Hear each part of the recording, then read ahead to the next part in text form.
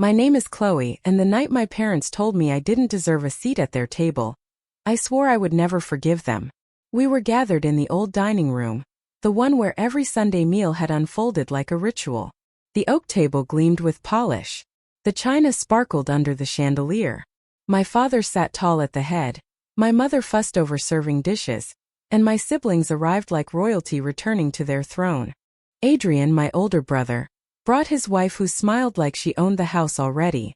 Lillian, my sister, swept in late, draped in pearls and perfume, her laughter filling the room as if she had earned every ounce of admiration. And then there was me, Chloe, the daughter who didn't dazzle, the one they called quiet, the one they brushed aside whenever space ran out. I walked toward my usual seat only to find it gone. The chair that had always been mine had been shifted away, replaced by nothing but air. Chloe, my mother said briskly, pointing to the corner. You can take the stool. The stool. Not a seat at the table. A stool meant for climbing shelves in the pantry. My throat tightened. Why? I asked softly, my hand still on the back of the missing chair. Because Adrian and Lillian's families need more room, my father said without looking up. You don't have children. You don't need a place here. The words landed like stones. My siblings smirked. Adrian's wife pressed her lips together to hide a laugh. Lillian adjusted her bracelets, smug and comfortable in her chair. I swallowed the burn in my chest and sat on the stool. My knees were too high, my body awkward, like I had been demoted back to childhood. They poured wine. They toasted my father's health. They laughed and traded stories over the polished oak, while I balanced on a piece of wood not meant to hold dignity. It wasn't just a chair they had taken. It was every dismissal, every reminder that I was less. When I worked late, they called it desperation. When Adrian worked late, they called it drive. When I saved carefully, they mocked me for being stingy. When Lillian spent recklessly, they praised her taste. That night I smiled through clenched teeth, but inside me something hardened. As their glasses clinked and their laughter rang, I whispered a vow only I could hear. This table will be mine. One day you will choke on your arrogance. One day you will remember the daughter you forced onto a stool. It wasn't greed that shaped that promise. It was justice. Because for years I had been the invisible one, the overlooked one, the one who was always asked to take less. They didn't know what I had built quietly, what I had prepared while they wasted. What none of them realized was that my parents had already drafted their will. They thought they knew who would inherit, who would be honored, who would be left behind. They believed I would accept scraps without protest. But wills are not always what they seem. And when the day came for that document to be read, the same family who denied me a chair discovered I had taken something far greater. I didn't just claim a seat. I claimed the entire table. Because the night they shoved me onto a stool was the last night they thought I was powerless, and the first step toward the day my revenge silenced them all. The will was supposed to be a formality. That is what my mother said as she cleared the dessert plates and refused to meet my eyes. It is simply paperwork, she murmured. Tradition. Tradition had always meant Adrian first, Lillian second, and me somewhere behind the curtain, clapping for everyone else. 2 weeks later we gathered at Whitaker & Sons, in a quiet office that smelled like paper and dust. My parents sat side by side, regal in their certainty. Adrian lounged as if he owned the carpet. Lillian crossed her legs and took a photo of her shoes when she thought no one was watching. I sat near the window. I needed the air. Mr. Whitaker, the family attorney, adjusted his glasses and opened a leather folder. As you know, he began, this is a reading of your current estate plan. Updates have been made in the last year. His eyes flicked to me for a heartbeat. It was quick. It was enough to set a match to my nerves. My father folded his hands. Let us proceed, he said. Mr. Whitaker read the preliminaries. Debts, taxes, charitable bequests. Then he reached the section that held our names. To our son Adrian, he read. We devise the family home and its contents, in recognition of his role as head of the next generation. Adrian's smile bloomed like a flag. To our daughter Lillian, he continued. We devise our investment portfolio, with the expectation that her taste and judgment will honor the family legacy. Lillian squeezed our mother's hand and lifted her chin as if cameras were present. The room tilted. I gripped the arm of my chair and waited for my name. And to our daughter Chloe, Mr. Whitaker paused. My mother's mouth tightened. My father stared at the wall as if the text had been carved there. We devise a modest cash gift to assist her in finding her own path. Silence fell like winter. It was a number that would pay for a few months of rent. It was a quiet way to say, take your stool and go. My heart thudded once. Then again. I kept my voice low. That is all. My father did not look at me. You chose not to marry. You chose a small apartment and a small life. You do not need the burden of this estate. Lillian's perfume floated toward me like sugar smoke. It is better this way, she offered softly, as if kindness could sand a blade. You hate conflict. Adrian leaned back satisfied. You can always visit, he said. The table will still be there. The table. The word rang in my ribs. Mr. Whitaker cleared his throat. There is also a letter from your mother, he said. He passed a sealed envelope across the desk. My name was on the front in her handwriting. I did not open it. Not yet. Chloe understands, my mother said, though I had not spoken. She has always been independent. Independent. Another word for invisible. I thanked Mr. Whitaker, because manners had been drilled into me even as my seat was pulled away. I stood. My legs trembled but my voice did not. I appreciate the clarity, I said. I wish you all a long life. I meant it. I also meant that I would not beg. Outside the sky was a hard blue. Wind cut my face clean. I sat on the stone steps and finally opened the envelope. The letter was short. My mother's script was neat. You were always different. You will be happier with less to carry. Take the gift and build your own little table. Little. There it was again. A word that had followed me like a shadow since childhood. I folded the letter and stared at the traffic until colors blurred. Rage flickered, then cooled into something heavier. Not a scream. A vow. If they wanted me outside the circle, I would redraw the circle. If they wanted me off the chair, I would take the floorboards. My phone buzzed. A message from an unknown number. I was present when your parents signed last year. They made assumptions. They also made mistakes. If you want to understand, come alone. There was an address. Not Whitaker and Sons. A different office across town. A name followed. Evelyn Harrow, notary. I hesitated. Traps can look like doors. But I recognized the address. It was a small suite in a building that housed accountants and appraisers. I went. Evelyn met me with a careful smile. I cannot disclose privileged details, she said. But I can show you public filings and timelines. She slid a folder across the table. Inside were notarization logs and dates. The will had been rewritten shortly after my father had a hospitalization. There were signatures, witnesses, and a schedule of assets attached. One line snagged my eye. Dining table and heirloom furnishings, listed separately for appraisal. My breath caught. Separately. Evelyn nodded. Your grandmother's table is an heirloom. It required documentation. Sometimes families treat items as if they are part of the house, but appraisers treat them as their own class. My grandmother's table. The same oak where I had been denied a chair. The same wood my grandmother had polished with lemon oil, while telling me stories about beginnings and grit. Another document sat beneath the first. A photocopy of an older codicil. The ink was faded, the handwriting familiar. My grandmother's. To Chloe who listens, I leave the table where listening happens. The date was years old. Long before my parents had decided I needed less. Evelyn tapped the page gently. This codicil was never revoked. It predates the current will. Because it addresses a specific item, and the current will does not explicitly override it, it may still stand. You should ask Mr. Whitaker to confirm. He knows it exists. A sound left my throat, half laugh, half gasp. The table. The thing they used to measure my worth. The thing they used to push me aside.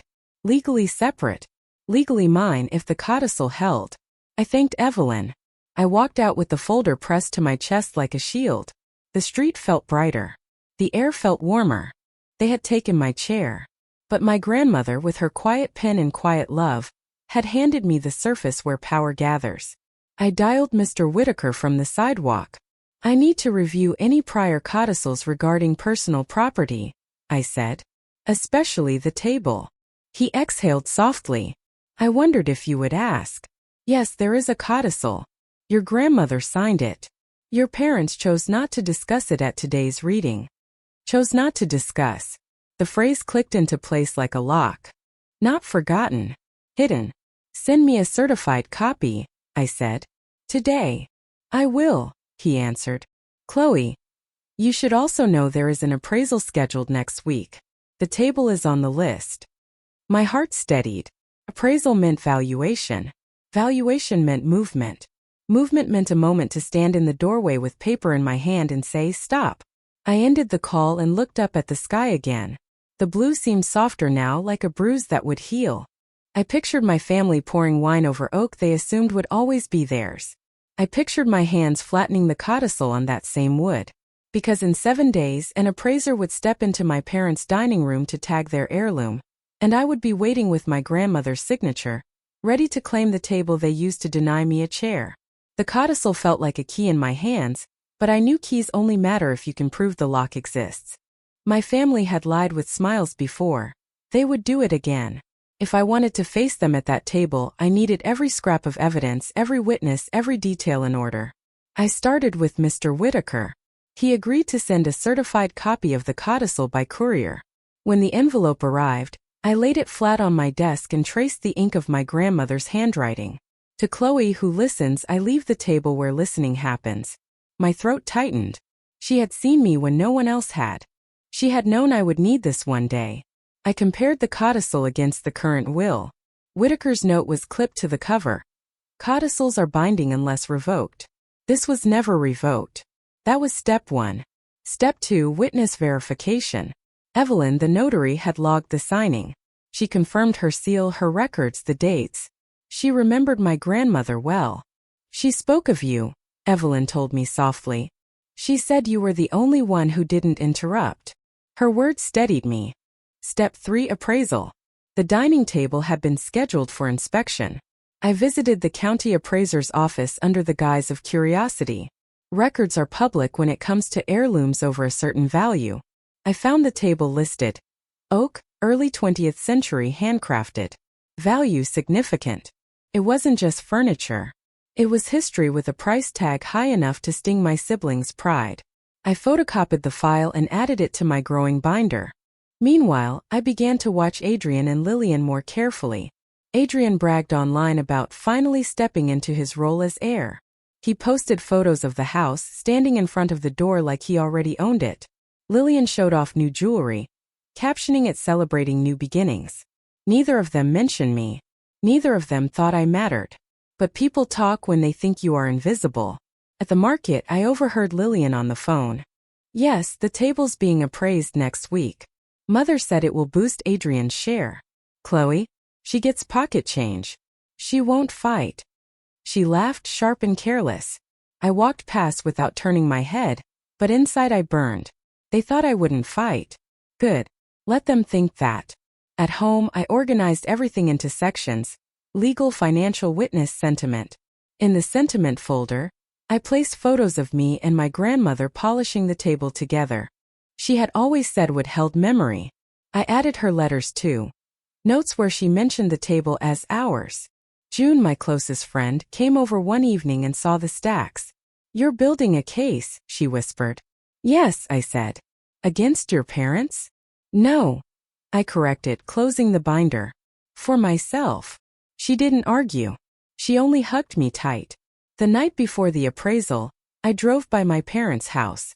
Through the window, I saw Adrian pouring wine. My father nodding at him like a prince in training. The table gleamed under the chandelier. They toasted, laughing, oblivious. I parked across the street, headlights off, and whispered to the glass. Enjoy it. Tomorrow the story changes. I returned home and placed the binder in my bag. My grandmother's codicil rested at the front. Tomorrow I would not sit on a stool. Tomorrow the appraiser would walk through the door, and I would be right behind them. Because when I opened my inbox that night, there was a new email. Unsigned, anonymous, containing a scanned document I had never seen before. A secret amendment my parents had filed months earlier, trying to strip the table from the estate entirely. The anonymous email kept me awake until dawn. The attachment was a scan, grainy but legible. A document titled Amendment to Estate Plan. It bore my parents' signatures dated only 3 months earlier. The language was blunt. The dining table, previously considered separate personal property, shall be merged into the household estate to be passed with the family home. If valid, that paper would erase my grandmother's codicil in one stroke. I stared at the screen, my chest tight. Why hadn't Whitaker mentioned this? Was it hidden? Was it legal? Questions pounded like fists. I called June first thing in the morning. She came over with coffee and no makeup, still in her pajamas. I showed her the scan. She frowned. It looks real. But why would someone send this to you anonymously? That's what terrifies me, I admitted. Someone wanted me to see it. But if this amendment is valid, my claim is gone. Then we need to find out if it is valid, she said, steady. That afternoon I brought the scan to Harper, a lawyer I knew through work. She adjusted her glasses, read every line, and leaned back in her chair. Interesting, she murmured. This document has a problem. What problem? She pointed to the notary seal in the corner. It's smudged. Wrong format. The state changed requirements last year. Any amendment notarized under the old format after the change is automatically suspect. If the original looks like this, it won't hold. Relief flooded me, but Harper wasn't done. You'll need the original, not just a scan. If this was hidden, Whitaker may not know, or he may be complicit. Either way, you need allies. You can't walk into that appraisal alone. I nodded. So what do I do? You gather support. Bring me the original if you can. And bring a witness to the appraisal. Someone who will not let them twist the story when you present the codicil. You need people to see you stand tall. I thought of Evelyn, the notary who had logged my grandmother's signature years ago. She had nothing to gain, only truth to give. I called her, explained what I'd found. She didn't hesitate. I'll come, she said. Your grandmother's codicil was clean. If they try to bury it, I will speak. That evening, June and I spread the evidence across her kitchen table again. She labeled each section: codicil, amendment suspect, appraisal log, witness testimony. She looked up at me. You're ready for war, Chloe. But you need to stay calm. If you look angry, they'll call you unstable. If you look weak, they'll call you unfit. You must look inevitable. Her words stayed with me. The next morning, I stopped by Whitaker's office. I've been sent a scan of an amendment, I said, sliding it across his desk. Why was this never disclosed? His eyes flicked down, then up. I had no knowledge of this. If it exists, it wasn't filed through me. Which means either your parents used another attorney or... He paused. Or it was never recorded properly. So it might be worthless, I said. He hesitated. Yes. But be careful. If they try to draft this behind closed doors, they will fight you with teeth. I walked out lighter but wary. The appraisal was only 2 days away. June cleared her schedule. Evelyn confirmed she would arrive early. Harper drafted a statement for me, something calm and precise to read if voices rose. That night I stood in front of the mirror and practiced. I pictured my parents' eyes, Adrian's smug grin, Lillian's tilted chin. I saw myself standing across from them, codicil in hand, my grandmother's words like armor. To Chloe who listens, I leave the table where listening happens. I repeated the line Harper had written for me. This codicil has never been revoked. The amendment you attempt to use is flawed. The table is mine. Each time I spoke it, my voice grew stronger. Because on the eve of the appraisal, Adrian showed up at my apartment unannounced, smiling too wide, holding a bottle of wine, and said, Chloe, we need to talk. Privately. Adrian stood in my doorway with a bottle of red wine, smiling as though we were children again. Chloe, he said warmly, it's been too long. Let's talk, just you and me. I almost laughed. We had spoken at my father's birthday. We had sat in the same room when Whitaker read the will. Too long? What he meant was, I need to control you before tomorrow. I stepped aside, letting him in. The wine was expensive, the kind he would never waste on me unless he wanted something. He set it on the counter and looked around my modest apartment. His eyes softened with disdain. Still simple, I see. I didn't flinch. What do you want, Adrian? He spread his hands. To avoid ugliness. Tomorrow the appraiser will come. Mother and father are nervous. Lillian is excited. But you? You've been difficult. I tilted my head. Difficult? You ask questions, he said smoothly. You requested old codicils. That isn't how family handles things. It makes you look desperate. There it was, the insult dressed as concern. So here's what I propose, he continued, leaning closer. Take the cash gift quietly. Let us handle the rest. The table, the house, the estate, it belongs with those who can manage it. In return, I'll ensure your gift is doubled. Think of it as compensation for your cooperation. My pulse steadied. He had just admitted the family knew about my inquiries. They were afraid. That was leverage. I let silence stretch until he shifted uncomfortably. Then I smiled faintly.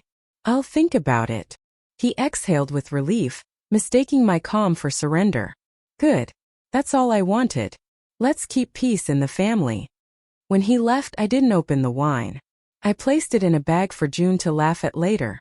Adrian's offer was confirmation. The codicil mattered. The table mattered. They wouldn't try to buy me off if it didn't. That night, I met with June and Harper again. We laid out a new strategy. Adrian came to me, I said. He offered money to walk away. That means they're rattled. We can use that. Harper nodded. It also means they may escalate. Tomorrow you must expect resistance. They'll try charm, guilt, even threats. Stay calm. Present the codicil at the appraisal. Let Evelyn confirm the notary records. And if they wave that amendment around, I'll be ready to challenge its legality. June tapped her pen. What about Adrian's visit? Do we mention it? Not yet, I decided. We save it. If he denies knowing about the codicil, I'll reveal his offer. It will shred his credibility. We rehearsed late into the night. June role-played Lillian's disdain. Harper played my father's booming voice. Every interruption, every insult, I countered with the same steady response. The codicil stands. The table is mine. By the time midnight struck, I felt carved out of steel. The morning of the appraisal, I dressed in muted navy. Nothing flashy. Nothing my siblings could twist into vanity. June met me outside my parents' house. Evelyn arrived minutes later, her notary seal tucked in her bag, calm as ever. Inside, the atmosphere was brittle. My mother fussed with napkins though no meal was set. My father tapped his cane against the floor. Adrian leaned in the doorway, smug, while Lillian sipped coffee and smiled as though this were theater. The appraiser arrived with a clipboard and tape measure. I'm here for the heirloom furnishings, he announced. Of course, my father said, gesturing to the table. This piece has been in the family for generations. It will pass with the home. I stepped forward, binder in hand. Actually, I said, my voice steady, that isn't correct. The table is mine. The room stilled. Adrian chuckled. Chloe, please, don't embarrass yourself. I opened the binder. The codicil gleamed under plastic. This document was signed by our grandmother, notarized and never revoked. It gifts the table to me. Separately. Legally. The appraiser hesitated, eyes darting between us. If that's true, I'll need to note it. Adrian's grin faltered. Lillian's cup clinked against its saucer. My father's cane tapped harder. My mother whispered, that codicil is old. It doesn't matter. Evelyn stepped forward, calm and firm. It does matter. I witnessed the signature. The notary records stand. This table is not part of the house. It belongs to Chloe.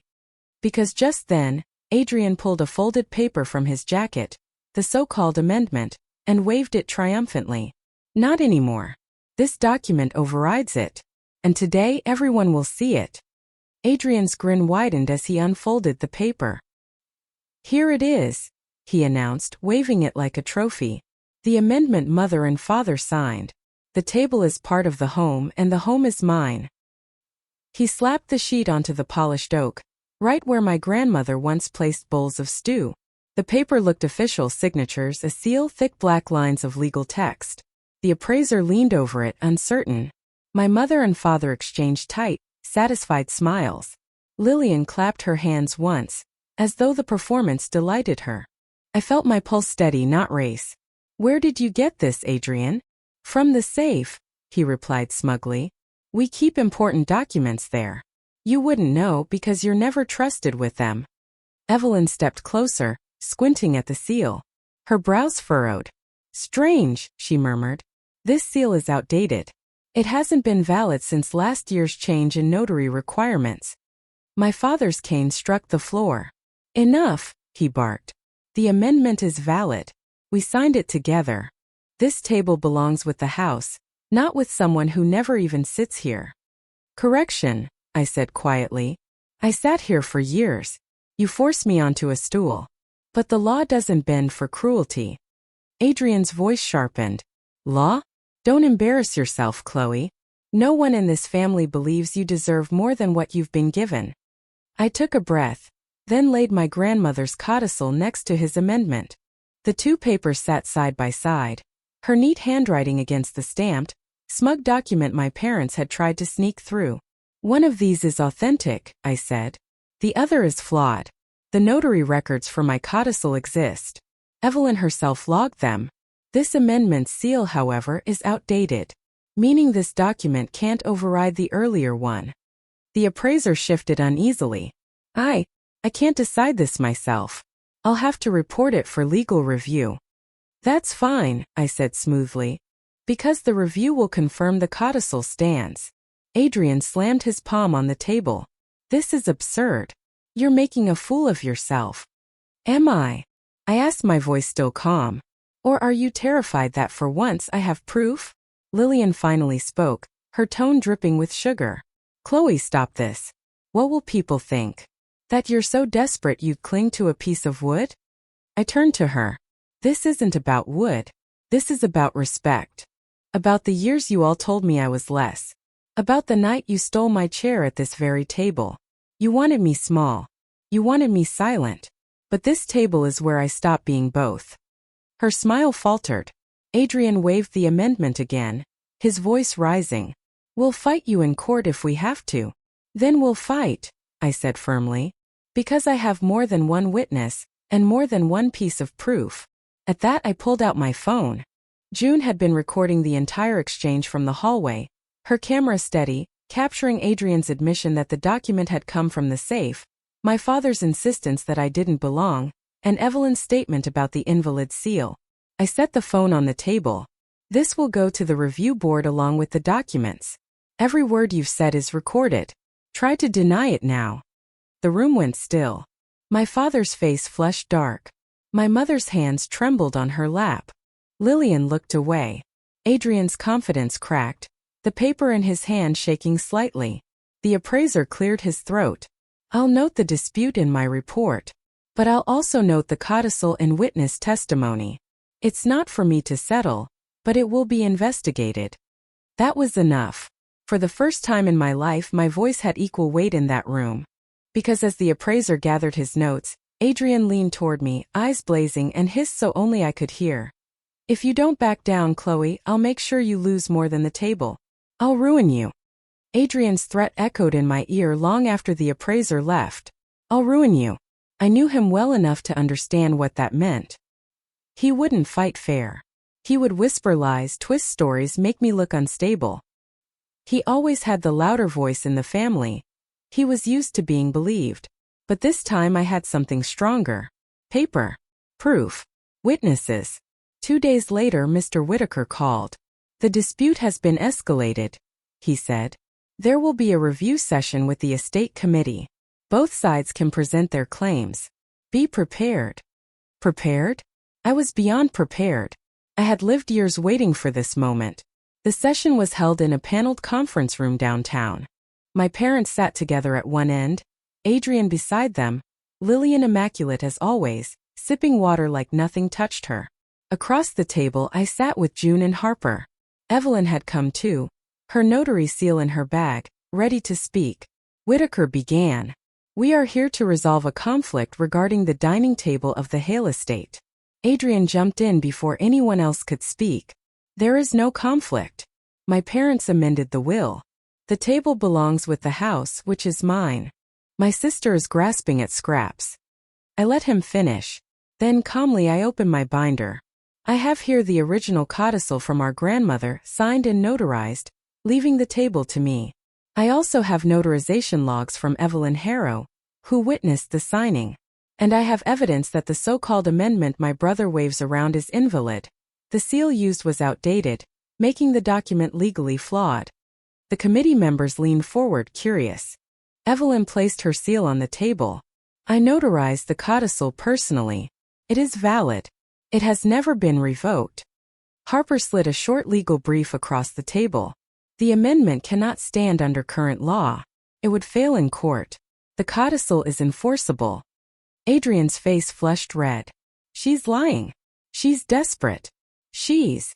Enough, one committee member said sharply. Do you have proof your amendment was validly notarized? Adrian faltered. My father cleared his throat. We trusted the notary. Which notary? The member pressed. Silence. Whitaker's expression was calm, but his eyes flickered toward me with something like pride. The codicil carries more legal weight. Unless new evidence is produced, the table passes to Chloe. For a moment no one spoke. The oak table, polished solid, the symbol of our family's pride, had just been handed to me in one sentence. Adrian slammed his fist on the desk. This is outrageous. That table belongs with me. Everyone knows Chloe doesn't deserve. I cut him off, my voice sharp.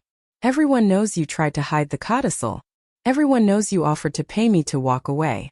And everyone knows you've been lying to protect your own greed. The committee shifted uncomfortably. Adrian's eyes darted to the recorder in the corner, realizing my words were now part of the official record. Lillian finally spoke, her voice quiet but cutting. This isn't about the table, is it, Chloe? It's about revenge. I met her gaze. It's about respect. Something none of you ever gave me. My grandmother saw me. She knew I belonged. She left me the very thing you used to push me aside. That's not revenge, it's justice. The head of the committee cleared his throat. The decision is unanimous. The table passes to Chloe under her grandmother's codicil. This matter is closed. For the first time, Adrian had no words. My parents sat frozen. Lillian's mask of elegance cracked just slightly, her knuckles white around her glass of water. And I felt taller than I ever had.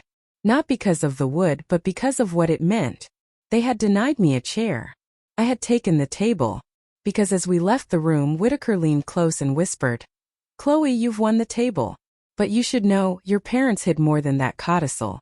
There are other secrets buried in their estate. The moment the committee announced their decision, silence cracked over the room like glass. For a heartbeat, no one moved. Then my father's cane slammed against the floor. This is a disgrace, he growled. Chloe has always been weak. She cannot carry this legacy. I didn't flinch.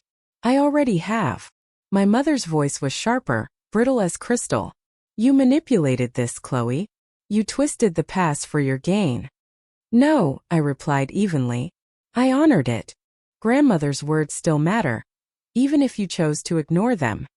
Adrian pushed back his chair so hard it screeched. His face was scarlet, his tie pulled loose. You think you've won? You'll regret this. That table is mine. You'll see. But the committee members ignored his tantrum.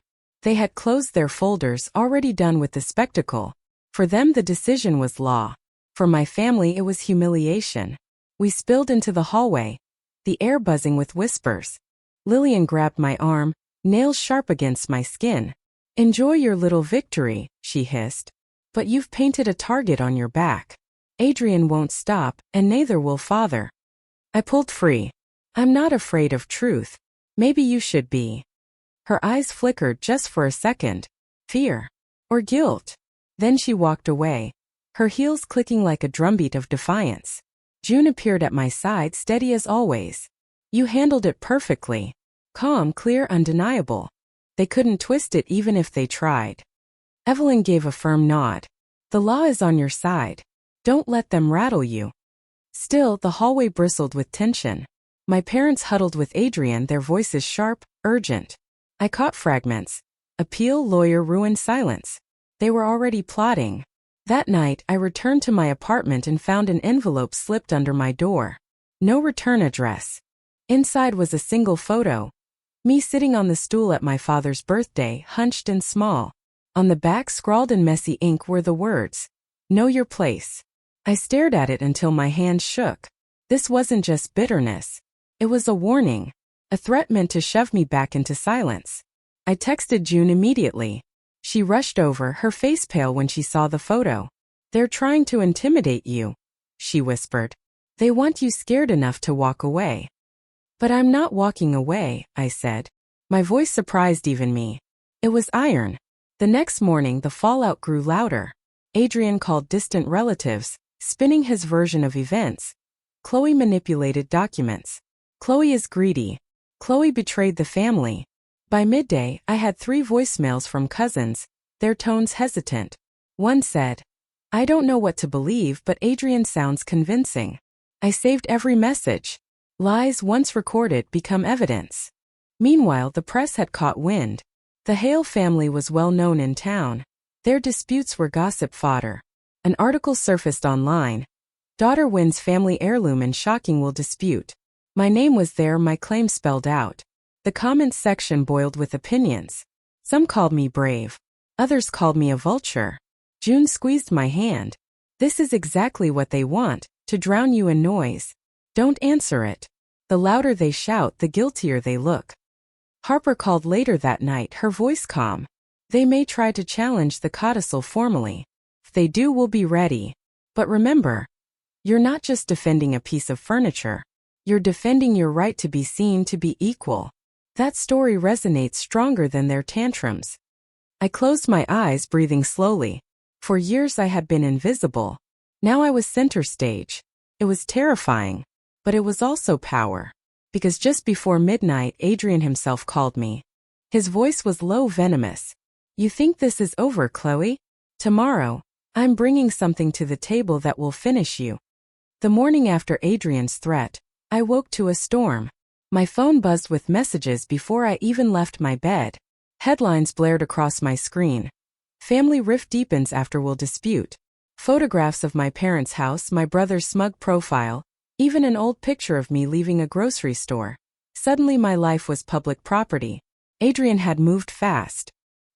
He gave a statement to a local reporter. In it, he painted me as unstable, greedy, manipulative. He claimed I had pressured Evelyn into favoring me, that I had magically uncovered a codicil no one else had ever seen. He even hinted that my grandmother's mind had been failing when she signed it. Lies stacked on lies, polished for public sympathy. Reading his words, my chest tightened. For years I had feared exactly this, that his voice would always drown mine. But then I remembered the binder, the codicil, the recordings, the witnesses who stood with me. Adrian's noise was nothing against the weight of truth. I met June at the cafe near my office. She slid the newspaper across the table, Adrian's face smirking from the front page. "He's desperate," she said. "This isn't strength. This is flailing." "Flailing still makes waves," I murmured. "If people believe him, then we show them why they shouldn't." That afternoon, Harper scheduled a press briefing of our own. Small, quiet, nothing flashy. She stood beside me as I read a prepared statement. The codicil was signed by my grandmother, notarized properly, and never revoked. Witnesses can confirm. Any claims otherwise are false and will be addressed legally. We handed copies of the codicil and Evelyn's notarization logs to the press. Cold paper speaks louder than hot words. Reporters pounced, comparing signatures, examining seals. Adrian's story suddenly looked flimsy, hollow. Still, my family's anger didn't cool. That evening, Adrian called again. "You think documents matter? People don't care about paper, Chloe. They care about stories. And I'll tell mine until yours is drowned." I didn't raise my voice. "Then you'll be telling it from the outside, Adrian. Because the table is already gone from under you." There was a pause, sharp as broken glass.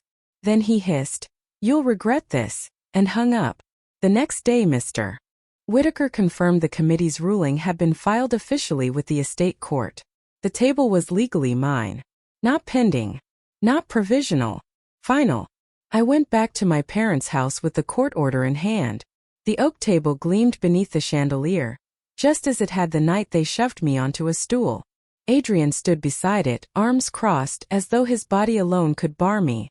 "You won't take it," he spat. I held up the paper. "It's already taken." The movers stepped in behind me, June filming quietly from the hallway. Adrian's face twisted, but he couldn't stop them. They lifted the table carefully, respectfully, as though it were a crown. My mother sobbed into her hands. My father turned his face to the wall. Lillian didn't speak. She only stared at me with something unreadable in her eyes. When the table passed through the doorway, I followed. For the first time, I wasn't leaving as the forgotten daughter. I was leaving as the rightful heir. Because that night, after the table stood proudly in my own apartment, I found another envelope slipped beneath my door. Inside was not a threat, but a deed. A deed to land my parents never mentioned, signed over to my name by my grandmother years earlier. Proof that the table was only the beginning. The deed sat on my desk, the ink faded but clear. My grandmother's name at the top, my name at the bottom. It was land outside the city, acres of quiet woods and a small farmhouse she had bought long before I was born. She had kept it hidden, preserved like a secret seed waiting to sprout. I ran my fingers over the paper, and for the first time in weeks, I felt her presence as if she were sitting beside me. She hadn't just left me the table. She had left me roots. Place of my own. A truth too large for my parents' lies to bury. When I told Harper, she smiled softly. "They can't touch this, Chloe. It was recorded years ago. Your grandmother made sure of it. She wanted you safe."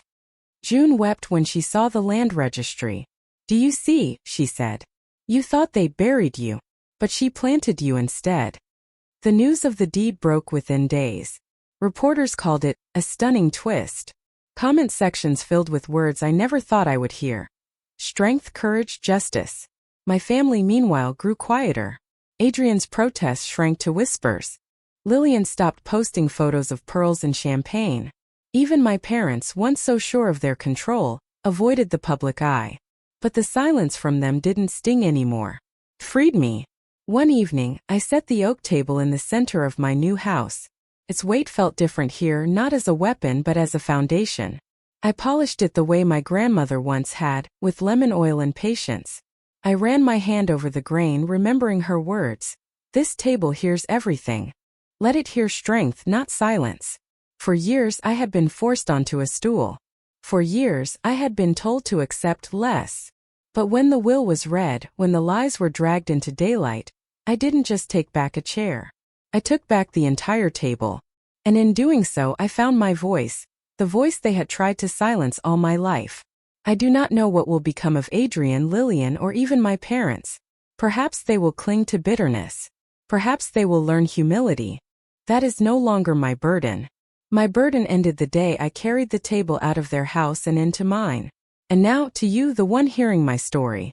Maybe you too have been told you are small. Maybe your family, your partner, or your peers have stolen your chair, mocked your presence, or pushed you to the corner. Listen carefully. Silence is not weakness. Patience is not surrender. It is strategy. It is the gathering of proof. It is the calm before the strike.